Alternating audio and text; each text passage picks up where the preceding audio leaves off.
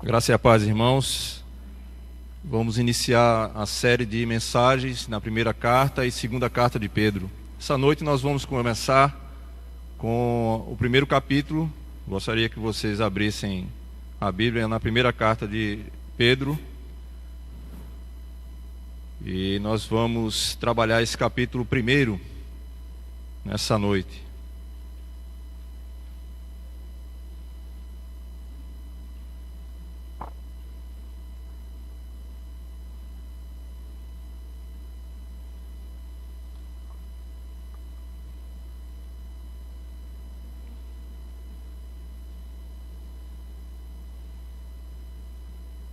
Se você tiver dificuldade de encontrar a primeira carta de Pedro, você abre no último livro, que é o Apocalipse, e depois volta. Aí fica mais fácil, né? Porque depois, antes de Apocalipse, vem a carta de Judas, e aí você vai encontrar as cartas de João, terceira, segunda, primeira, segunda de Pedro e a primeira carta de Pedro. Fica mais fácil para quem não conhece, né? Todos abriram, amém? Vamos fazer a nossa leitura.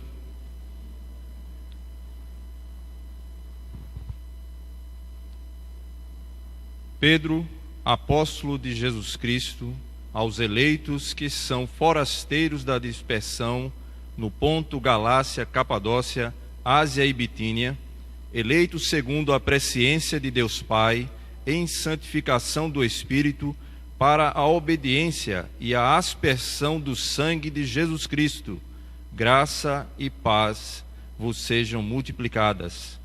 Bendito o Deus e Pai de nosso Senhor Jesus Cristo, que segundo a sua muita misericórdia, nos regenerou para uma viva esperança, mediante a ressurreição de Jesus Cristo dentre os mortos, para uma herança incorruptível, sem mácula, imarcessível, reservada nos céus para vós outros, que sois guardados pelo poder de Deus, mediante a fé para a salvação preparada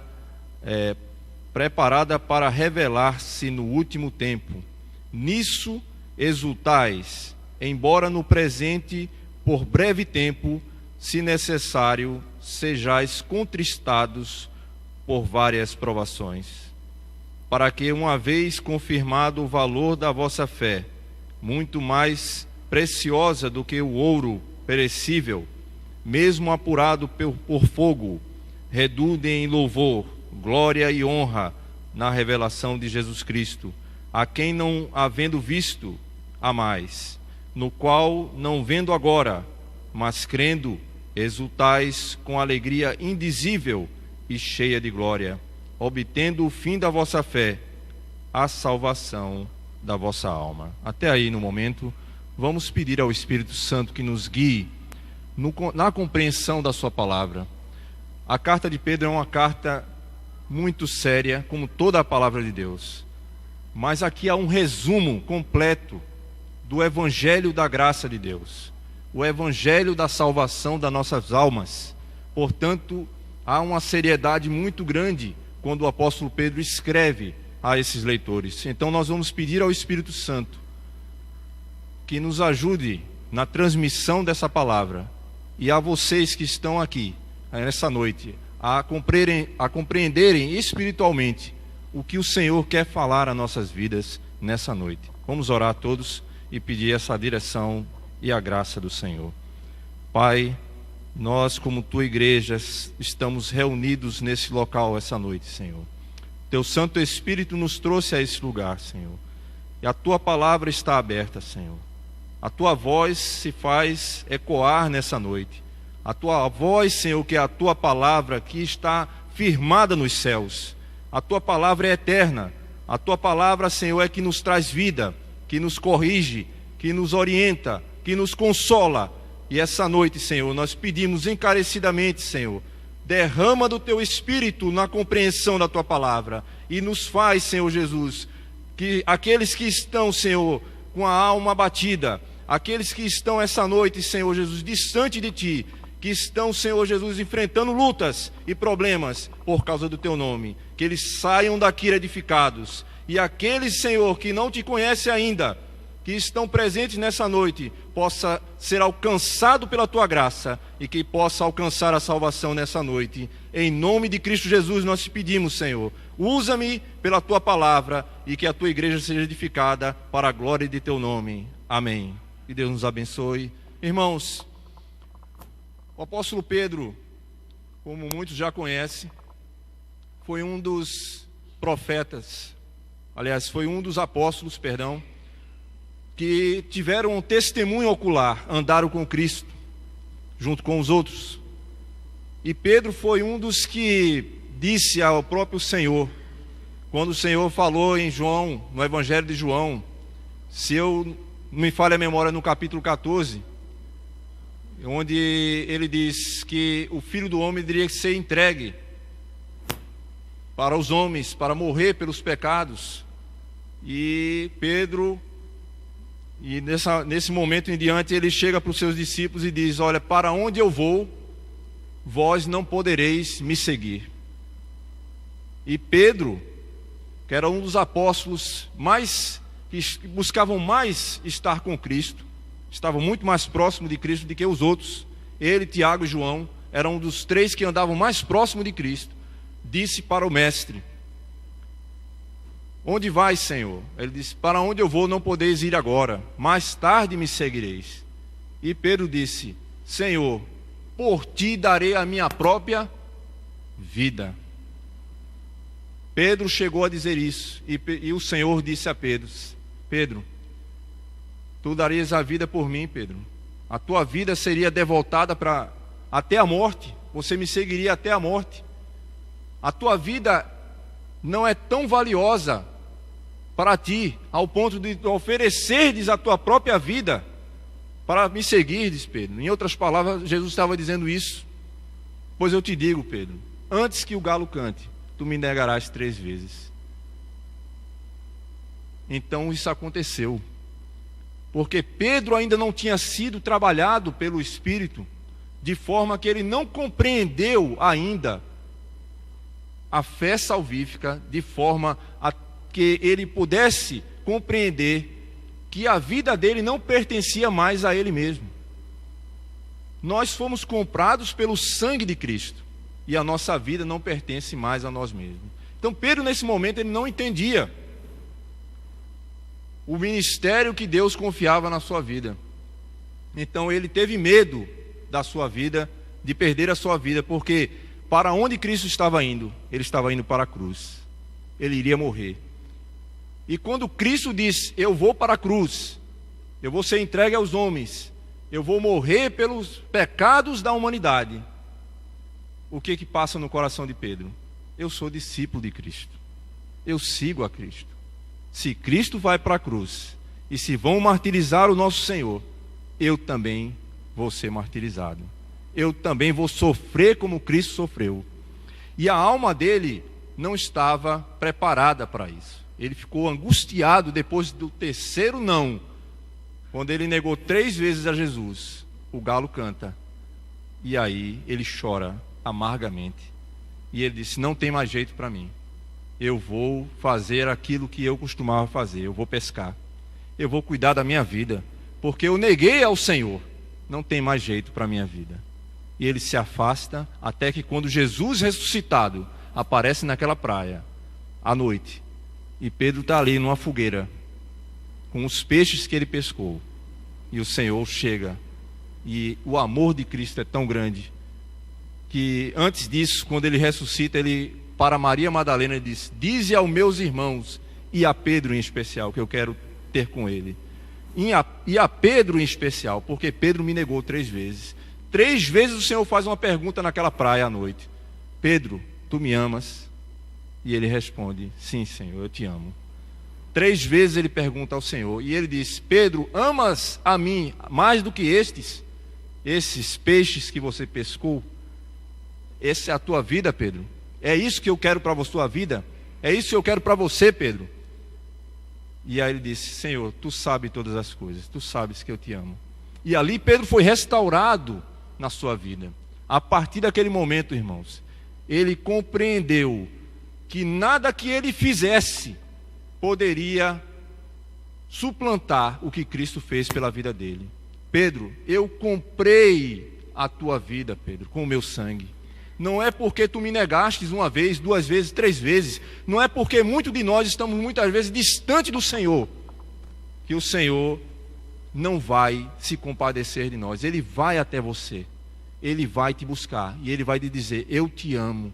Eu te chamei. Eu tenho um propósito para a tua vida.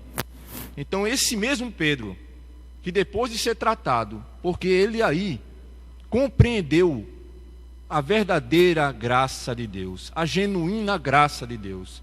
Quando nós compreendemos o que é a genuína graça de Deus, tudo muda na nossa vida, irmãos. Por isso que Pedro, quando nessa primeira carta, ele já é um homem transformado. Ele é um homem que já compreende os propósitos de Deus. E ele escreve para aqueles a quem ele pregou, a quem ele teve relacionamento. São essas pessoas para quem ele escreveu essa carta. Essa carta foi escrita entre um período, irmãos, na história da igreja, no início da igreja, no primeiro século, onde que no ano 33 depois de Cristo, vocês conhecem bem a história de Estevão. Foi o primeiro mártir, foi o primeiro homem que professava a fé em Cristo, que dizia, eu sigo o Senhor verdadeiramente. E por causa disso, foi perseguido pelos judeus. E foi este homem que pregou o evangelho na sinagoga entre os judeus.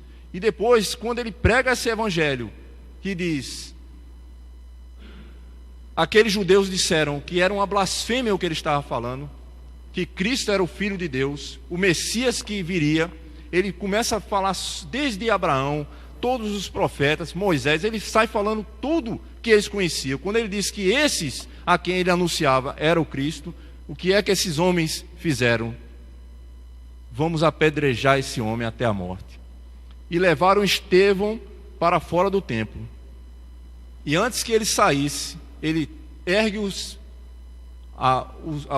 olhos aos céus, e ele tem uma visão. Ele vê o céu aberto e o Filho do Homem de pé para o receber. Quando ele teve essa visão, ele entendeu que a vida dele não pertencia a ele. Mesmo que ele morresse, a vida dele estava segura em nome de Cristo, porque era em nome de Cristo que ele vivia. Ele era verdadeiramente um cristão. E ele foi levado para fora do templo e apedrejado. E no fim da sua vida ele diz, Senhor, não lhes imputes este pecado. A mesma coisa que Cristo fez na cruz. Senhor, perdoa-lhes, porque eles não sabem o que fazem. Este foi o primeiro mártir. A partir de Estevão, que foi martirizado por causa de Cristo, houve uma dispersão, porque os judeus começaram a perseguir os cristãos, e eles se espalharam por toda a parte da terra. E com esta morte de Estevão, foi a semente do evangelho, que foi espalhada em toda a terra. Então, muitos cristãos em Jerusalém saíram para várias localidades. E a história avança. E em torno de 63 depois de Cristo, Pedro escreve essa carta. Aproximadamente 63 depois de Cristo. Você sabe o que acontece em 64? O imperador Nero coloca fogo em Roma e destrói Roma e culpa os cristãos por causa disso. Antes que houvesse essa tragédia entre a perseguição dos cristãos por causa de Nero, que botou a culpa nos cristãos, teve uma outra perseguição, que é exatamente o que esses irmãos passaram. Era uma perseguição da sociedade, irmãos. Não era uma perseguição por lei, que perseguia e matava os cristãos, mas era uma perseguição camuflada. Será que eu e você não sentimos isso na nossa sociedade hoje, irmãos? Será que você no seu trabalho, por ser cristão, não sente uma perseguição como essa? Eles estavam dentro de cidades que não era a sua pátria. Veja, eles foram dispersos, como diz aqui. Veja só, no primeiro versículo, ele diz assim, Versículo 1: Pedro, apóstolo de Jesus Cristo, aos eleitos que são o quê? Forasteiros da dispersão no Ponto, Galácia, Capadócia, Ásia e Bitínia. Essas cidades não eram a terra natal desses irmãos. Eles eram provavelmente de outras terras de Jerusalém, porque foram perseguidos lá, e quando chegaram nessas cidades também foram perseguidos de outra forma, com ideologia, com a forma de pensar mundana. E é interessante, irmãos, que eles estavam como forasteiros. O que é isso? Estrangeiros. O estrangeiro, ele não é daquela terra, ele é de outra terra. Portanto, em algumas versões diz que eles são peregrinos. Eles estão naquela terra de passagem, eles estão com moradia ali, não permanente, mas por um breve tempo eles estão ali. E enquanto estão naquela localidade, naquela cidade, eles passam por lutas e por perseguições.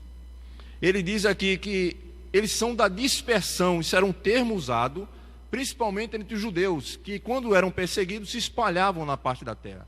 Mas aqui não eram judeus, eram cristãos verdadeiros, homens e mulheres que entregaram a sua vida para Cristo. E quando nós entregamos verdadeiramente a nossa vida para Cristo, coisas acontecem, irmãos.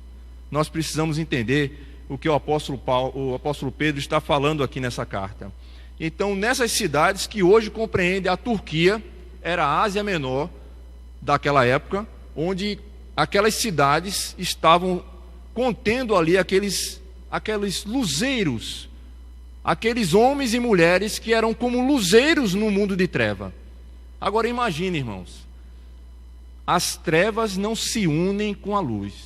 Onde há luz, as trevas se dissipam. Onde há um cristão verdadeiro, onde há uma mulher de Deus, um homem de Deus, uma jovem, um adolescente de Deus, incomoda aqueles que estão ao seu redor. Porque, irmãos, nós não somos neutros. Quem é um verdadeiro cristão nunca será neutro. Ele não pode viver entre dois mundos. Ele não pode viver para Cristo e viver para o mundo. Esse não é a característica de um cristão verdadeiro. Você sabia que o apóstolo Paulo, no seu ministério, ele menciona isso? Que ele, como um pregador do evangelho, junto com seus cooperadores, ele diz: nós somos para com Deus o bom perfume de Cristo, para aqueles que se perdem, cheiro de morte para a morte, para os que são salvos, aroma de vida para a vida. Você quer verificar o que ele está falando? Segure aqui e abra, por favor, em 2 Coríntios 2, 15. 2 Coríntios 2,15. Veja o que ele diz. Então, irmãos, percebam que esses irmãos que estavam dispersos nessas regiões, eles não estavam neutros. Eles não viviam a vida camuflada, como dizer assim. Porque nós observamos que tem muita gente que vive como se Cristo não fosse o seu Salvador, como se Cristo não vivesse na sua vida. Então ninguém sabe que ele é cristão. Ele não incomoda, ele não faz diferença. Então veja o que Paulo diz aqui. 2 Coríntios 2.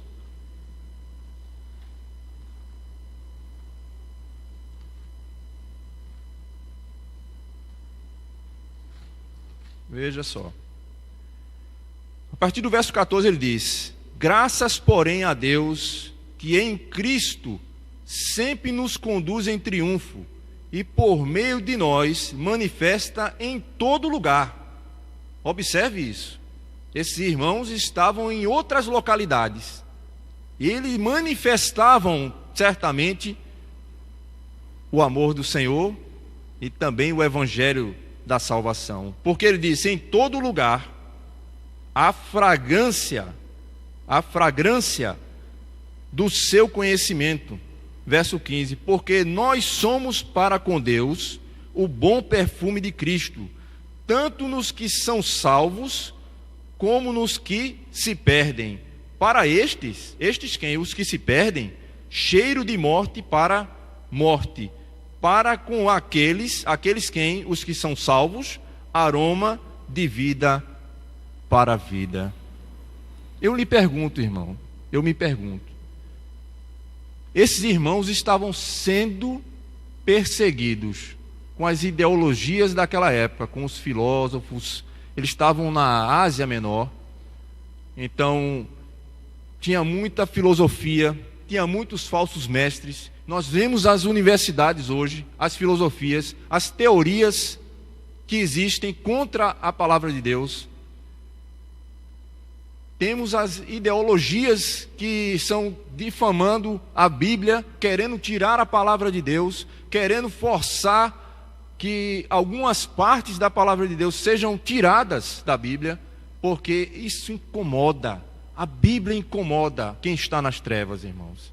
E aqui, irmãos, eles estavam sofrendo porque na vida deles exalava-se o bom perfume de Cristo, mas só é bom para aquele que recebe o Evangelho. Para quem rejeita o Evangelho, ele é um cheiro de morte. Portanto, nenhum cristão é neutro. Sua vida é uma vida que reflete salvação para quem recebe e reflete juízo para quem rejeita. Portanto, irmãos, o mundo, não há amizade do mundo para quem é do Senhor. Porque a amizade do mundo é inimizade contra Deus. Então, irmãos, observe que no primeiro versículo, volte aí, segura aí para a gente fazer algumas comparações com outros textos. Eles estavam dispersos, estavam sendo perseguidos por causa dessa dispersão e porque eles faziam a diferença. Se nós não estamos fazendo a diferença aonde nós moramos, onde nós trabalhamos e estudamos, alguma coisa está errada conosco. E o apóstolo Pedro, ele nesta carta, ele vai mostrar qual é o tema central, qual é o tema dessa carta. No último versículo, no primeiro versículo do último capítulo de Pedro, veja aí, no versículo 5, no capítulo 5, no versículo 12, o último capítulo e o versículo 12, ele diz como ele escreveu essa carta, por quem ele escreveu e o tema geral da carta. Ele diz, verso 12, por meio de Silvano, que para vós outros é fiel, presta atenção nisso, irmão, é fiel irmão. Fiel irmão. Pedro faz uma menção diferenciada entre aqueles que são apenas irmãos nominais, crente só de falar, de boca. E Pedro faz, ele é fiel irmão, ou seja, um irmão verdadeiro. Fiel irmão, como também o considero. Eu considero um fiel irmão. Vos escrevo resumidamente, através deste irmão Silvano, que é o mesmo Silas que acompanhou Paulo, ele escreveu a carta e Pedro ditou. E ele escreveu essa carta resumidamente para falar de quê, irmãos? Veja o tema da carta: exortando e testificando de novo que esta é o quê? A genuína graça de Deus. Esse é o tema que nós vamos abordar de hoje até o final de 2 Pedro. Nós vamos trabalhar a graça de Deus e suas implicações. O que é a graça de Deus? E não é apenas graça, mas ele fala genuína graça de Deus. Autêntica. O que representa a genuína graça de Deus? Será que nós estamos firmados na genuína graça de Deus? Nós temos entendimento do que é a genuína graça de Deus? Você entende isso, irmãos? Pedro, quando começou a entender o que representa a genuína graça de Deus, ele mudou a vida dele. Porque se nós não entendermos o que significa a genuína graça de Deus, tudo que vier depois disso vai ser considerado legalismo. faça isso, não faça isso. Seja assim, não seja assado. Sabe o que é legalismo? Só leis. Assim, assim, assim. Então, se você não procurar saber, através da palavra, do que representa a genuína graça de Deus, tudo que vier depois, você não vai compreender. Então, volte aí para o capítulo 1. E ele vai dizendo que essa genuína graça de Deus tem aspectos, irmãos. Ela tem aspectos. A primeira questão que Pedro coloca aqui no versículo 2 é que essa graça de Deus, ela foi dispensada. O que é graça? É um favor imerecido. É aquilo que se dá a alguém que não merece. Diz que a misericórdia é Deus não dar aquilo que a gente merece. Sabe o que a humanidade merece? Se a humanidade está em pecado contra Deus, o que é que ela merece? O salário do pecado é o quê? É a morte. A misericórdia de Deus é Deus não nos dar aquilo que merecemos, a morte. E a graça é o contrário.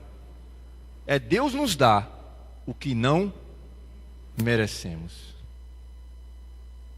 Essa genuína graça de Deus tem uma segurança enorme para nossas vidas, irmãos. Porque Pedro vai mostrar que ela não foi distribuída de forma aleatória. Ela foi distribuída, direcionada. Ela foi distribuída para os eleitos. Aqueles que têm um nome escrito no livro da vida antes que houvesse o mundo. Antes da fundação do mundo. Então, há uma segurança nessa graça. Ela não está apoiada em coisas humanas. Ele diz aqui no versículo 2 que esses homens, essas mulheres que estavam na dispersão, estavam como peregrinos naquelas terras estranhas, perdão, eles eram o quê? No verso 2, eleitos, que embora eles eram forasteiros de outros locais, eles eram eleitos de acordo, ou seja, segundo a presciência de Deus Pai, em santificação do Espírito, para a obediência e a aspersão do sangue de Cristo. O que ele está falando aqui? O que ele quis dizer? Que esta graça genuína não está apoiada em homens. Ela está apoiada em um tripé que é eterno. Ela está apoiada em quem? Em primeiro lugar, em Deus Pai. Em segundo, no Espírito Santo. E em terceiro, no sangue de Cristo que foi derramado na cruz, a aspersão do sangue. Então não é uma graça comum, é uma graça que tem origem no céu, e por isso há uma segurança para nós estarmos debaixo dessa graça. É a segurança que Deus, na sua eternidade, Ele projetou isso. A presciência de Deus não é algo que Ele sabe que vai acontecer, por isso que Ele sabe antecipadamente. É porque Ele planejou isso anteriormente, antes que tudo viesse a acontecer, antes que o mundo viesse a se formar, Ele planejou que a sua vida ia ser alcançada pela sua graça. Você foi objeto do plano eterno. Cristo foi dado a você na eternidade, irmãos. Não é uma coisa pregada por homens aqui na terra, que surgiu de um tempo para cá, desde que a igreja foi instituída. Isso vem antes que o mundo viesse. O Deus que é criador dos céus e da terra planejou esta salvação. E cada um de nós, antes que viéssemos a nascer, já estava no plano do Senhor. No seu coração estava o seu nome, a sua vida. E em determinado tempo da história, Ele iria eleger você como um salvo.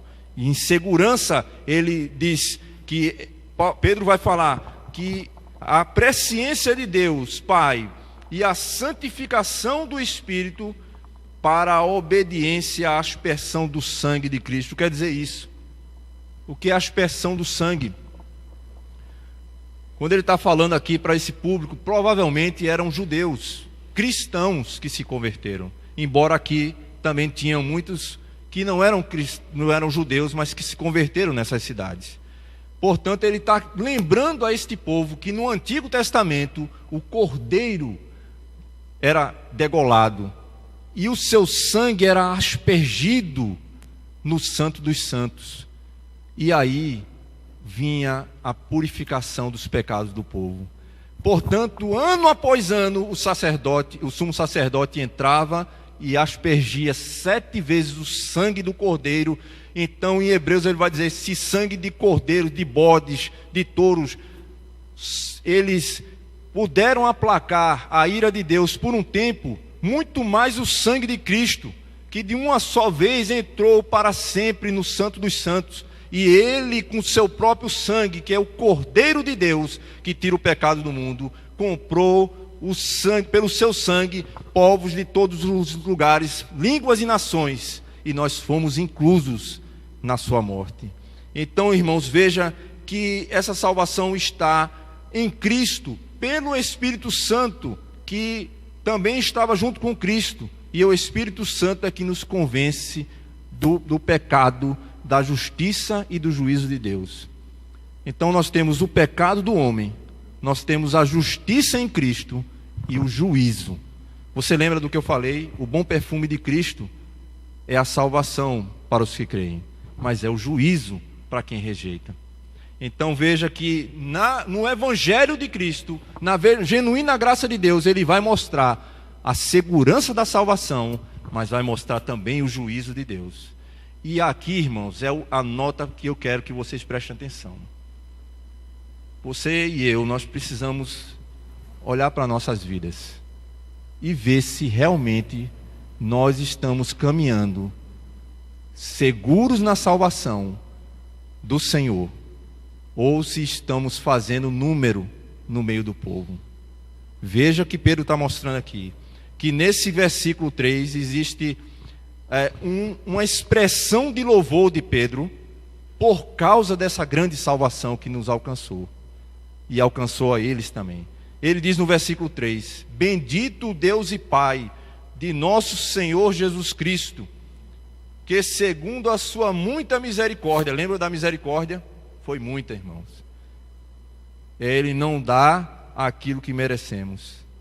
Foi muita misericórdia do Senhor para conosco. Sua muita misericórdia nos regenerou para uma viva esperança mediante a ressurreição de Jesus Cristo dentre os mortos. Note que Pedro glorifica a Deus, bendito Deus. Por que bendito Deus? O que Deus fez por nós é tão grandioso que não se compara com nada que você possa se apegar nessa terra. Nada. Ele vai mostrar aqui que, segundo as muitas misericórdias de Deus, ele nos gerou novamente. Isso não pode acontecer de forma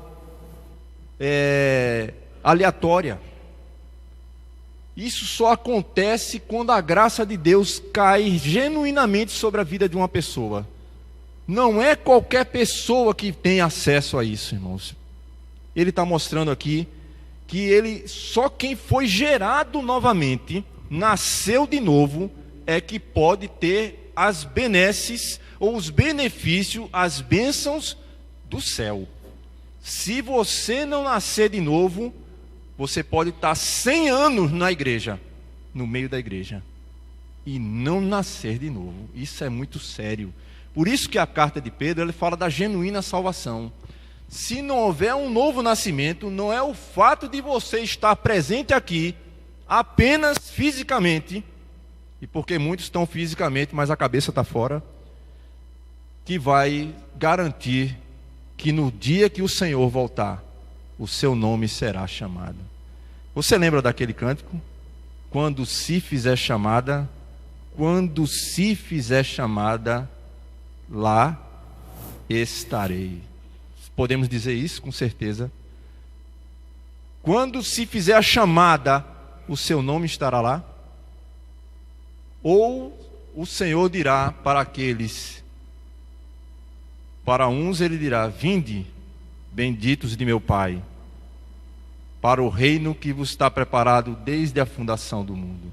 E para outros ele dirá: apartai-vos de mim, vós que praticais a iniquidade. Pedro está advertindo aos irmãos que, embora eles estejam passando por lutas, por provações, há uma característica daqueles que foram alcançados pela graça. Veja, irmãos, ele vai dizer que ele nos gerou de novo, nos fez nascer de novo para uma viva esperança. Se eu nasço de novo, o que aconteceu comigo? Eu morri e nasci de novo. Isso é a compreensão que nós precisamos ter. Teve um rapaz que eu trabalho indiretamente com ele numa indústria, e ele, ao chegar em casa, carro escuro, uma película, estava vendo um assalto. Eu acho que, segundo o que ele falou, o rapaz que estava assaltando estava drogado. E ele passou por ele. Ele se assustou com o carro. No que ele virou, ele atirou. E ele só fez isso. E a bala pegou aqui, ó. Ontem, foi isso. Na sexta-feira eu tive com ele conversando. Está uma cicatriz aqui, ó. E a pessoa chegaram para ele e disseram assim: tu nascesse de novo. Tu nascesse de novo. Essa é a expressão que muitos dizem quando é livrado de uma morte iminente, morte física. Mas o nascer de novo é nascer do alto, é nascer do Espírito, é nascer para uma vida eterna, porque todos aqueles que nasceram de novo morrerão fisicamente, mas não morrerão espiritualmente, terão a vida eterna em Cristo. Então, irmãos, veja que ele está mostrando aqui por que é uma viva esperança. Porque ele nos fez nascer de novo para uma viva esperança. Porque existe esperança morta, esperança não é sempre viva. O que o mundo diz nessa frase? A esperança é a última que morre. O mundo acha que a esperança é a última que morre, mas a esperança que Cristo diz nunca morre. É uma esperança de vida eterna. Então veja, a viva esperança está em quê, irmãos? Em que está pautada a sua esperança nessa vida? O apóstolo Paulo diz que aqueles, se esperarmos em Cristo apenas nessa vida, somos os mais infelizes de todos os homens. Aqueles que têm expectativas no Senhor para as suas vidas pessoais, para a sua vida cotidiana, e de que o Brasil melhore, e de que minha vida financeira melhore, e de que eu tenha mais comodidade, e que eu construa mais coisas. Isso é uma esperança limitada demais. E muitas vezes diz: não, eu estou orando a Deus para que tudo, que eu tenho fé em Deus, eu tenho esperança que as coisas vão melhorar. Paulo diz que aqueles que só esperam em Cristo para esta vida, para essa existência, são infelizes, mais infelizes do que todos os homens, porque eles limitam a esperança a viver aqui. A sua vida está pautada aqui, e isto faz diferença na graça genuína, porque a graça genuína, ela vai mostrar que o verdadeiro cristão, os seus olhos não estão postos aqui, os seus olhos estão postos na Canaã celestial, na pátria celestial. Por isso, irmãos, é uma viva esperança. E a viva esperança está em quê? Se você tiver bens, se você tiver tudo que você almejar nessa terra, sabe o que Salomão diz? Tudo é vaidade e correr atrás do vento. Tudo é vaidade, irmãos. Você pode construir o que for aqui, mas isso não valerá praticamente nada. Porque é como diz Colossenses capítulo 3, versículo 1. Buscai as coisas lá do alto, onde Cristo está. Então nós temos que buscar algo que é eterno, enquanto nós estamos aqui. Então Pedro está mostrando, irmãos, que a viva esperança não está em coisas aqui.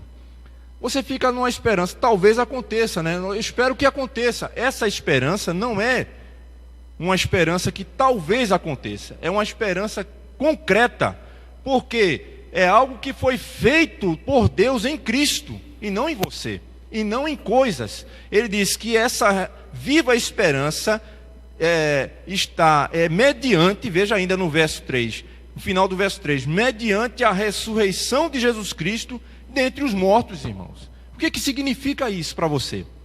O que significa a ressurreição de Cristo dentre os mortos na sua vida? Abra, por favor, em Romanos, capítulo 8.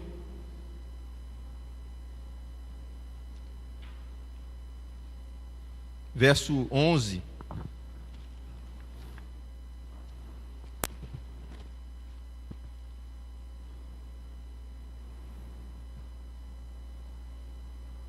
Veja o que Paulo fala sobre essa questão, sobre a questão da ressurreição dentre os mortos. Por que a nossa viva esperança ela está firmada em Cristo na ressurreição dentre os mortos? Verso 11, 8:11. Se habita em vós o Espírito daquele que ressuscitou a Jesus dentre os mortos, esse mesmo ressuscitou a Cristo Jesus dentre os mortos, vivificará o que, irmãos? O vosso corpo mortal, por meio do seu Espírito em que vós habita. A viva esperança, irmãos, do cristão aqui na terra é ter o seu corpo ressurreto dentre os mortos, é ter o seu corpo glorificado, um corpo sem morte, um corpo sem dores, um corpo eterno, porque Cristo foi o primeiro que ressuscitou dentre os mortos. Esta é a garantia de que aqueles que estão guardados pelo Senhor, na sua graça genuína, também ressuscitarão com Cristo dentre os mortos. Esta é a verdadeira fé genuína. Esta é a viva esperança, irmãos, porque é uma esperança que está firmada na ressurreição de Cristo. Se Cristo não ressuscitou, é o quê? Vã a nossa fé. Comamos e bebamos, porque amanhã morreremos. É isso que Paulo diz. Se a vossa fé não estiver, e a esperança não estiver no que Deus ressuscitou a Cristo dentre os mortos, também você ressuscitará dentre os mortos. Então, se você tem uma viva esperança de que você será redimido desse cativeiro, esse corpo que tem doença, esse corpo que é fraco, que envelhece, é esse corpo falível que Cristo, quando vier a essa terra, buscará os seus, e nós teremos um corpo glorificado. Veja o que diz aí em 1 Coríntios 15. Veja, irmãos, passe algumas folhas aí.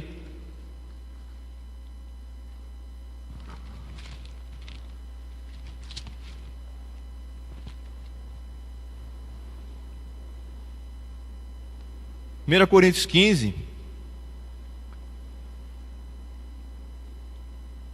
Paulo vai mostrar que nós temos tudo o que Adão passou para nós. Tudo que nós temos hoje, as doenças, as dificuldades, as canseiras, foi herdado de Adão. E aqui Paulo vai mostrar aqui que diz assim, verso 45, 15:45, pois assim está escrito, o primeiro homem, Adão, foi feito alma vivente, o último Adão, porém, é espírito vivificante.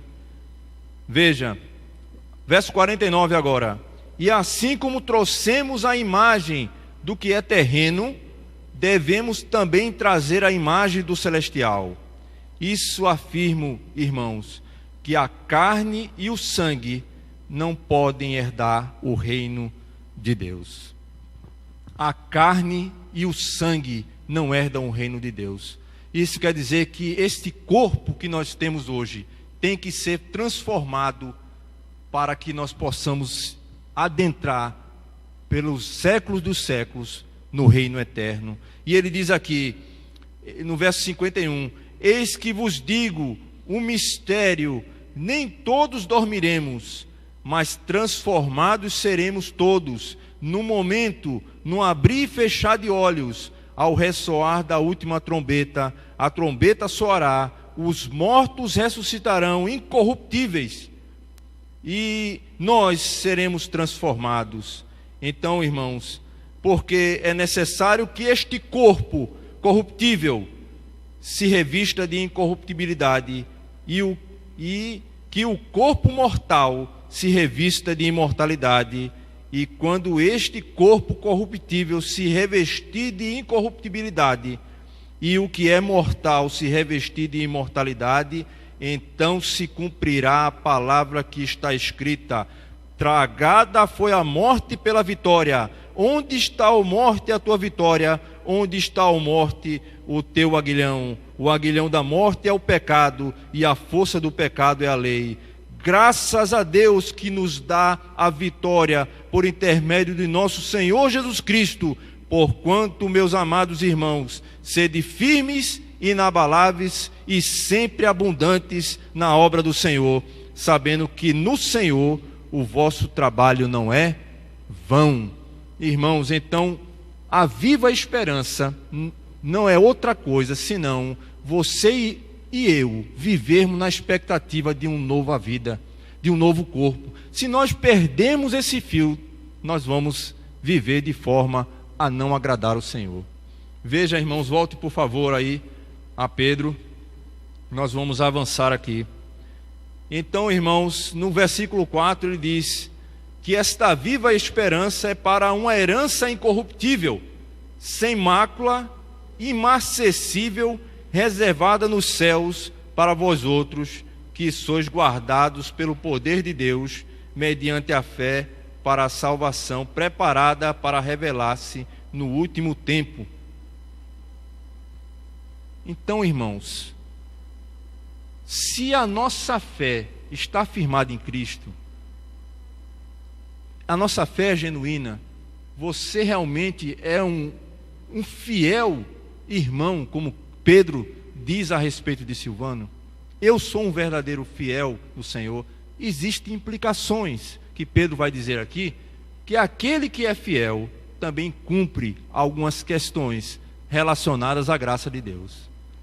Ele não pode esquecer que Deus é amor, mas ele também é justiça. Ele também é justo. E ele retribuirá a cada um conforme cada um andou nessa vida. Então não é o seguinte, irmãos: eu creio em Deus, eu estou seguro em Deus, a minha vida pertence a Deus. Só aqui, só no domingo e nos dias de culto, porque aqui é todo mundo santo, todo mundo é irmão fiel. Eu quero saber se depois que nós começarmos a semana amanhã, ou até mesmo quando nós sairmos daqui, como é seu pensamento em relação ao seu irmão? Como é o seu pensamento em relação às pessoas que convivem com você? Como é que você se relaciona com o próximo? Porque o mandamento é o seguinte: amar a Deus sobre todas as coisas e ao próximo como a ti mesmo. Isso é que você tem que se perguntar. Eu sou um fiel irmão, eu estou firmado no Senhor, porque Pedro vai dizer aqui que vocês estão guardados para uma herança incorruptível. O que é uma herança? Herança não é algo que você conquista.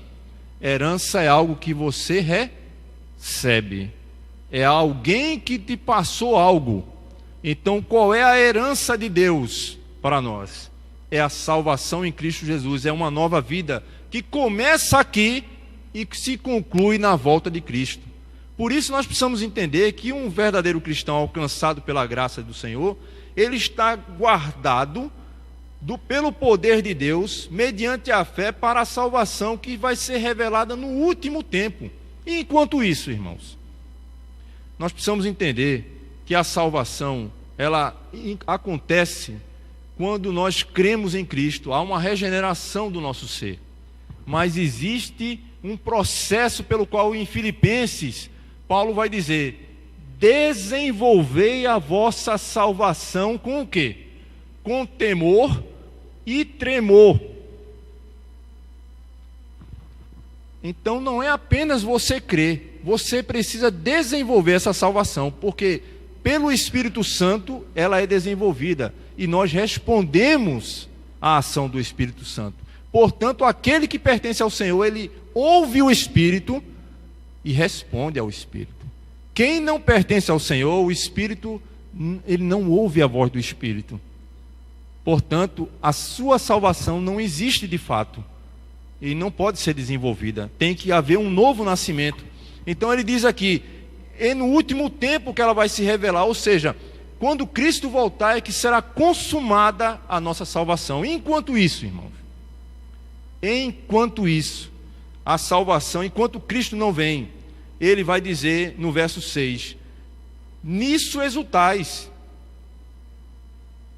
Enquanto Cristo não vem, eu devo estar me alegrando, eu devo estar exultando a Deus, eu devo estar todo o tempo olhando dia após dia quem eu era, quem o Senhor é e o que Ele fez por mim. Se eu perder isso de vista, irmão, tudo que vier após esses versículos será mero legalismo. Se eu não estiver olhando para o autor e consumador da minha fé todos os dias, olhar para a minha vida e dizer, Senhor, tem misericórdia de mim, porque eu sou essa pessoa fraca, eu sou falho, tem misericórdia da minha vida e me faz trilhar o teu caminho. Se eu não estiver olhando para a obra salvífica de Cristo todos os dias, afinal de contas, irmãos, Cristo sempre disse isso. Quem quiser vir após mim, dia após dia, negue-se a si mesmo, tome sua cruz e me siga. Tomar a cruz nada mais é do que negar a si mesmo. Ele mesmo explicou. Tomar a cruz é negue-se a si mesmo. Só quem pode fazer isso é quem foi alcançado por Cristo, porque é após mim. Depois que você recebe o sacrifício de Cristo, você tem a cruz de Cristo. Essa palavra, irmãos, foi dita pelo próprio Senhor Jesus a alguns que seguiam Ele. Em João capítulo 6, ele diz, depois da multiplicação dos pães, tinha uma multidão seguindo Cristo. Ele olha para trás e diz, vocês me seguem por causa do pão que vocês comeram e se fartaram, e não porque vocês viram os sinais que representam esse pão. Eu sou o pão vivo que desceu do céu. Mais à frente ele diz, a minha carne é a verdadeira comida, e o meu sangue a verdadeira bebida.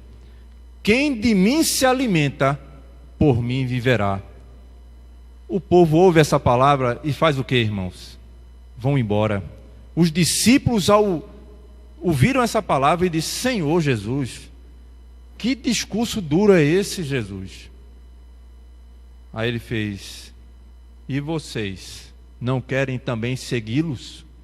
Não quer seguir a multidão que só quer ouvir coisas agradáveis aos seus ouvidos? Pois eu digo a você, irmãos, essas palavras são palavras de vida eterna, porque Pedro responde ao Senhor Jesus, para quem iremos nós, Senhor, se só tu tens as palavras de vida eterna?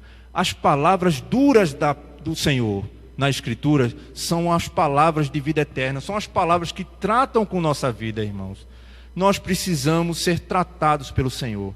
E aqui ele vai mostrar, irmãos, que nesse meio tempo, ele diz no verso 6, nisto exultais.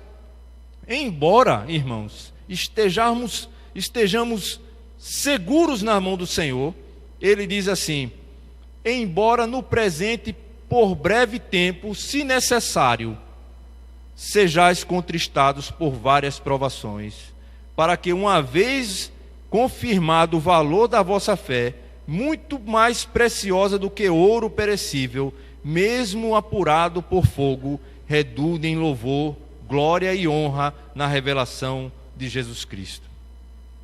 O que ele está mostrando aqui, irmãos? Que se você é um verdadeiro cristão, você e eu, nós padeceremos por tribulações, por provações, porque desta maneira é que a nossa fé é provada. Irmão, fala sério aqui, se não tivesse dificuldades nenhuma na vida de ninguém aqui, nós vivêssemos com tudo tranquilo, será que você iria buscar ao Senhor de verdade? Nós temos uma natureza contrária à vontade de Deus. E essa natureza não quer que nós estejamos juntos, que nós viemos buscar e ouvir principalmente o que está sendo falado aqui. Isso incomoda. Isso é um escárnio para a natureza carnal. Mas para o verdadeiro cristão, ele ouve, porque ele sabe que essa palavra é de vida eterna. Essa palavra que o cajado do pastor chama para junto aquele que pertence a ele. É isso que o Senhor está fazendo conosco. E Ele está mostrando aqui, irmãos, que tem um breve tempo que nós temos aqui, estamos passando por lutas. Mas as lutas aqui não são lutas do trabalho do dia a dia, não. É luta por ser cristão. É por ser um cristão autêntico. Se nós não estamos sofrendo por Cristo, por ser um cristão autêntico, tem alguma coisa de errado. Olha aqui, veja o que diz a própria carta de Tiago aqui. Volte algumas páginas, veja Tiago capítulo 1. Volte aqui algumas páginas, veja o que Tiago diz sobre isso. Só voltar algumas páginas, veja capítulo 1, verso 2. Meus irmãos, Tiago 1, verso 2. Meus irmãos, tende por motivo de quê? Toda alegria o passardes por várias provações. Como assim? Como assim alegria por passar por provações? É aquela provação que é o seguinte: olha, no teu trabalho, tu faz o seguinte, vai ter um negócio aqui e tu diz a fulano que o negócio é tanto, mas na verdade é outro X. Aí tu bota um negócio aqui, faz uma maracutaia, tá beleza, aí tu vai se dar bem. Aí você, não, rapaz, não posso fazer isso não. Eu não posso fazer isso não. Como assim não pode? Não, rapaz, todo mundo faz isso não posso fazer porque eu vou sofrer por causa de Cristo. Eu vou pagar o preço por causa disso. Não é preço de salvação, é por ter uma vida salva que eu faço isso. E ele vai dizer, o passardes por várias provas, isso é só um exemplo.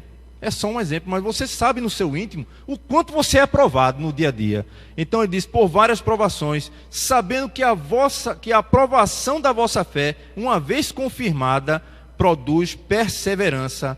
Ora, a perseverança deve ter ação completa para que sejais perfeitos e íntegros. Verso 12 dessa mesma carta. Bem-aventurado o homem que suporta com perseverança a aprovação, porque depois de ter sido aprovado, receberá a coroa da vida, a qual o Senhor prometeu aos que o amam. Bem-aventurado o homem que suporta com perseverança a aprovação. Então, irmãos, a nossa fé ela é provada todos os dias. Todos os dias ela é provada através de situações que nós vivemos. E ele diz que ela é muito mais preciosa do que o ouro apurado pelo fogo. O fogo, ele vem para purificar, irmãos. E o próprio apóstolo Pedro vai mostrar aqui, veja aqui no capítulo 4, no verso 12, ele vai dizer assim: amados, 4:12 de Pedro, não estranheis o quê?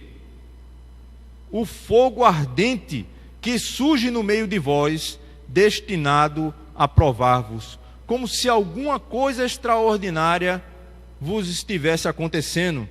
Pelo contrário, alegrai-vos à medida que sois coparticipantes dos sofrimentos de Cristo, para que também na revelação de sua glória vos alegreis exultando. Ser coparticipante do sofrimento de Cristo. E ele diz, amados, alegrai-vos por isso. Então, irmãos, esses irmãos estavam sofrendo por amor ao Senhor, sofrendo perseguição, porque aqueles que pertencem ao Senhor, de fato, vão passar por essas provações, mas isso tem um objetivo, para que a nossa fé seja apurada, ela seja renovada. E aqui mostra, irmãos, que a honra e a glória e o louvor se permaneçam em nossa vida quando Cristo voltar. Quando Cristo vier, ele diz: não vendo agora, em quem, no verso 8, não havendo visto a mais, no qual não vendo agora, mas crendo exultais com alegria indizível e cheia de glória, obtendo o fim da vossa fé, a salvação da vossa alma. A finalidade de nós passarmos por essas lutas aqui é nos aperfeiçoar, é nos santificar, é nos separar das coisas do mundo para as coisas de Deus. Essa separação dói, irmãos. Essa separação, ela dói. Porque nós temos a nossa alma contaminada muitas vezes por essas coisas do mundo. E separação é uma coisa dolorosa. Mas ela é necessária, porque aos que são do Senhor tem que haver essa separação. Então veja que ele mostra, irmãos, fazendo uma recapitulação, que esta graça genuína, ela é segura em Deus. Nós somos seguros no nosso Jesus Cristo, que deu a sua vida para nos resgatar do império das trevas para a sua maravilhosa luz. E ele vai mostrar, irmãos, que aquilo que ele nos deu é o maior tesouro que existe na face da terra. A fé que nos foi dada, ela é mais preciosa do que o ouro e a prata. Ele vai mostrar, irmãos, aqui, veja que no versículo aqui de 1 Pedro, ele vai mostrar aqui que esta salvação começou em Deus, nos céus, através de Cristo pelo Espírito Santo e na história da humanidade. Desde Adão até o último profeta do Antigo Testamento, João Batista, foi testificado a respeito de Cristo. No verso 10 ao verso 12 ele vai dizer: os profetas que vieram antes, foi a respeito desta salvação que os profetas indagaram e inquiriram, os quais profetizaram acerca da graça a vós outros destinada. Irmãos, esses homens passaram por tantas lutas, buscando entender a graça do Senhor e não alcançaram.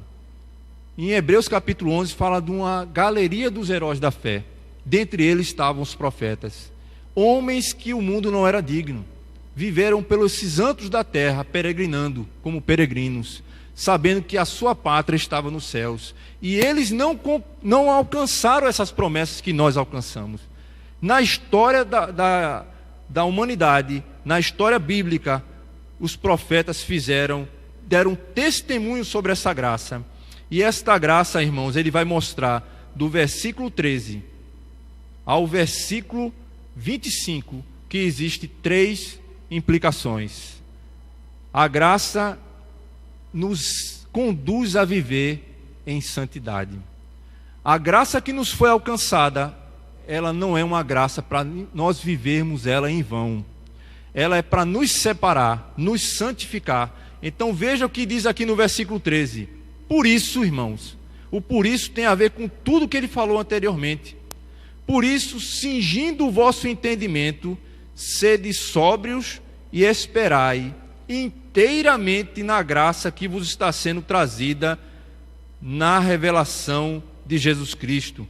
Como filhos da obediência, preste atenção nisso, não vos amoldeis às paixões que tinhais anteriormente, na vossa ignorância.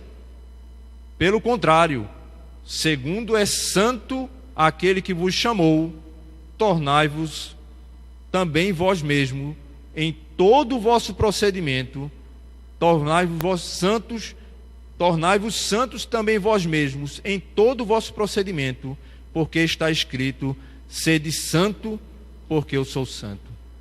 Ser santo, irmãos, é algo que está relacionado a ser de Deus. Se Deus é santo, você também é santo.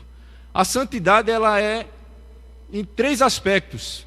Primeiro, Deus separa você do pecado.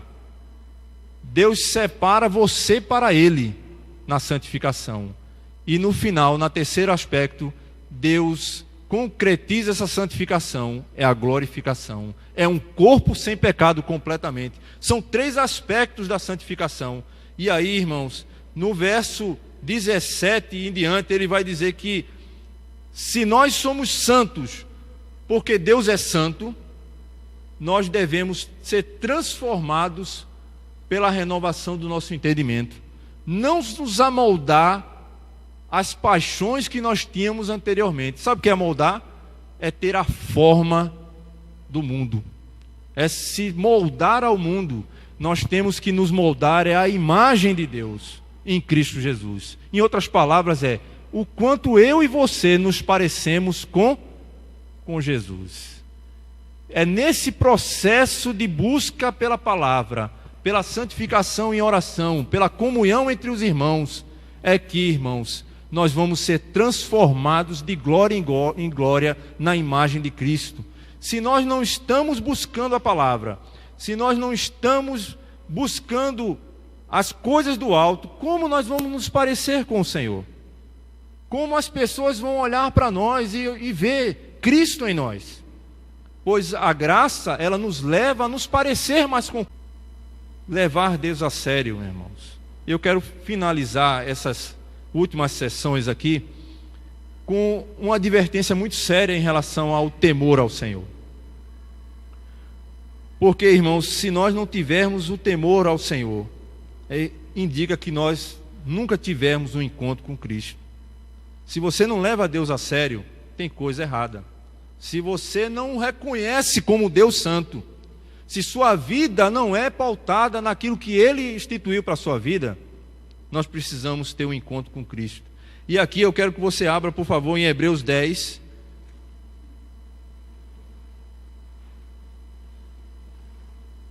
Hebreus capítulo 10.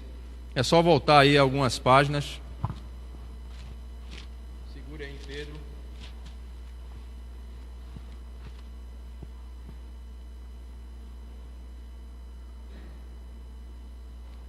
A partir do verso 25.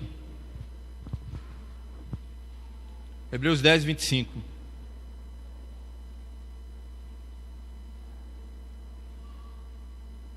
Uma das coisas, irmãos, mais sérias que nós encontramos naqueles que não levam Deus a sério é não estar junto com a igreja.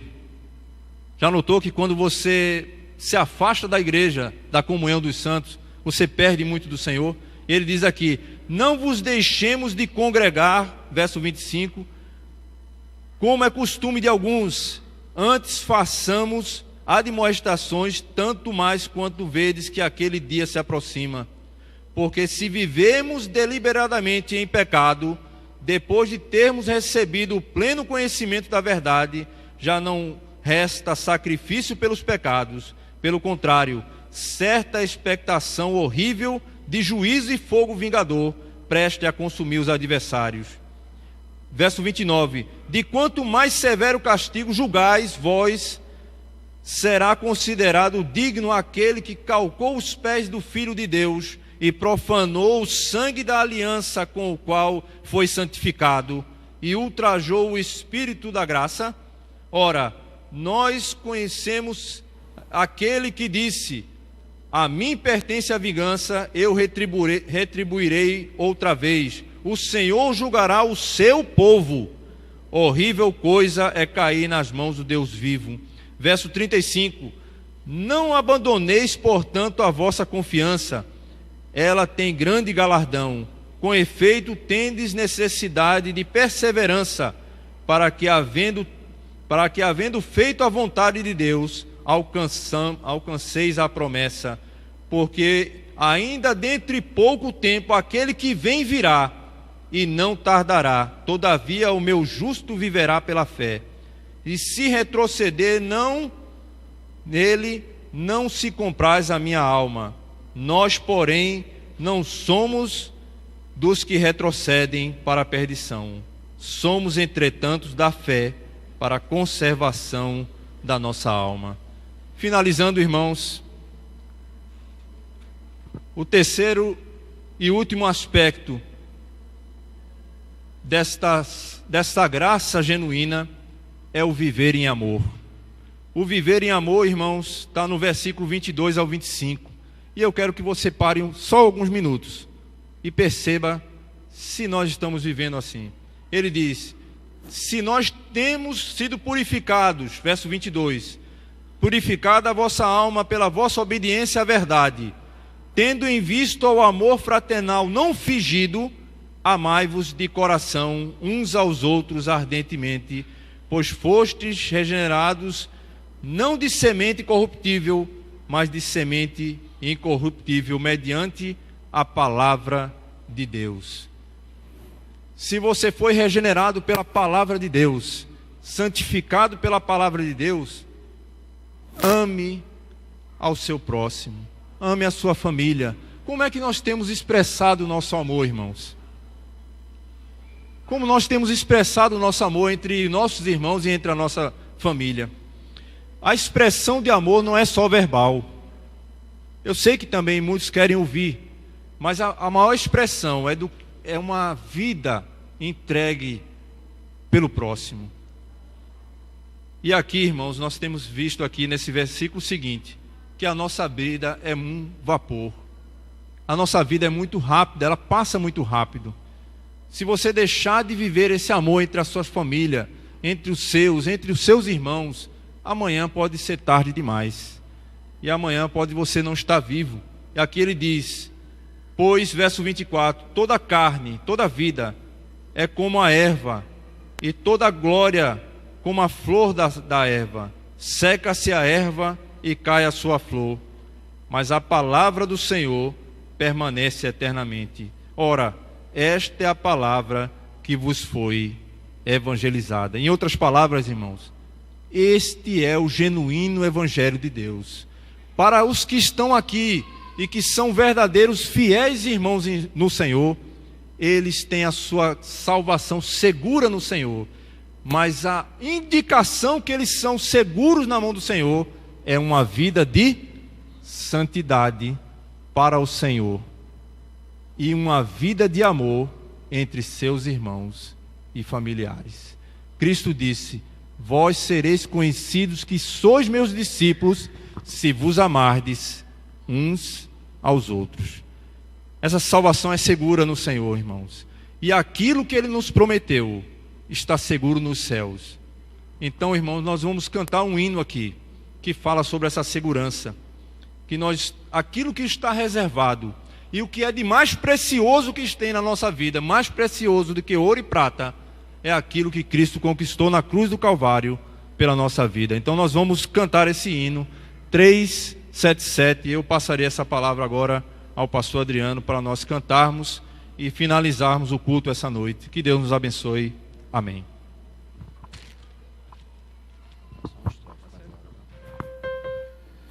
Amém, irmãos. Estamos encerrando nosso culto.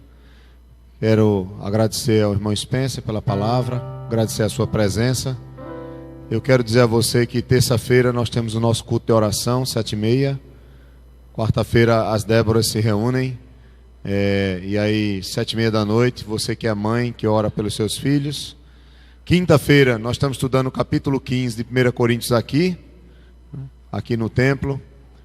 Sexta-feira não haverá culto, nem também no sábado. Mas no domingo pela manhã às 9h nós estamos estudando sobre a Santíssima Trindade. Tem sido uma bênção. E domingo à noite às 18h nós estamos aqui na presença do Senhor. Quero agradecer a presença de cada pessoa que nos visita, a sua presença também. Nossa hora já está avançada, nós vamos cantar apenas o verso 1, tá bom? O nosso hino e o coro, tá bom? E meditando naquilo que o Senhor falou ao nosso coração. É o hino 377. Não sei porque de Deus o amor a mim se revelou, por que razão o Salvador pra si me resgatou. Mas eu sei em quem tenho crido, e estou bem certo que é poderoso para guardar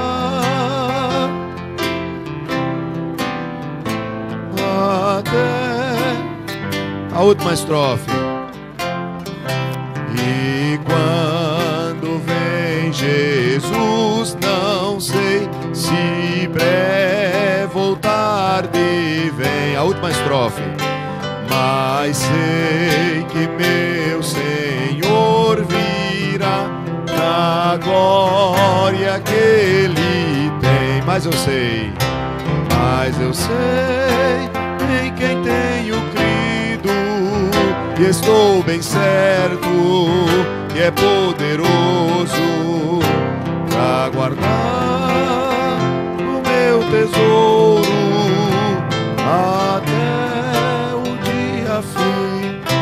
Amém. Fiquemos de pé, vamos orar. Querido Deus e Pai, muito obrigado pela Tua palavra. Muito obrigado pela vida do irmão Spencer, pela vida, ó Deus, do irmão Cleiton, pela vida de cada irmão, de cada irmã que fazem parte da nossa igreja, pela vida das pessoas que nos visitam, por essa noite, ó Deus, onde louvamos o Teu nome e ouvimos a Tua voz. Leva-nos em paz, dá-nos uma semana abençoada, dá-nos uma noite tranquila e nos livra do mal. E nos ajude, ó Deus, a viver debaixo da Tua graça, mesmo diante do sofrimento e das lutas, que a nossa vida venha servir para o Teu louvor e para a Tua glória. Ajuda-nos, ó Deus, a ter em nossas vidas o resultado dessa graça que nos alcançou, que é a santificação e amor que é derramado em nossos corações pelo Teu Espírito. Abençoe a Tua igreja no nome de Jesus. Que a graça de nosso Senhor Jesus Cristo, o amor de Deus, o nosso Pai, e a comunhão do Espírito Santo esteja com toda a igreja.